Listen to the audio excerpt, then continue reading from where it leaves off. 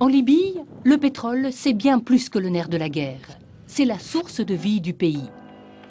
Des champs de pétrole faciles d'accès dans le désert, des pipelines en réseau jusqu'aux 6 raffineries situées dans les ports.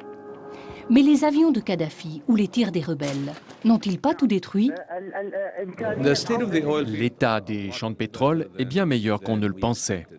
Il y a peut-être 10% d'installations endommagées, mais 90% au moins sont intactes. Mais la production a chuté.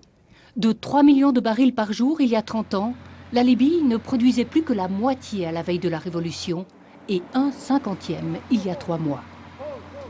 Et rouvrir un puits arrêté, c'est un défi technique et ça coûte cher. C'est très difficile de faire redémarrer un puits très vite. Quand on rouvre le puits, le pétrole ne vient pas dans le puits avec la même pression. Il faudra refaire le puits ou faire de nouveaux investissements. Avant la Révolution, la Libye exportait son pétrole principalement vers les pays européens, avec un bond 32% vers l'Italie de Berlusconi. Ces contrats vont-ils changer? Nous avons des contrats avec la plupart des grandes compagnies comme Shell, Repsol, Eni. Nous n'avons pas signé de nouveaux contrats.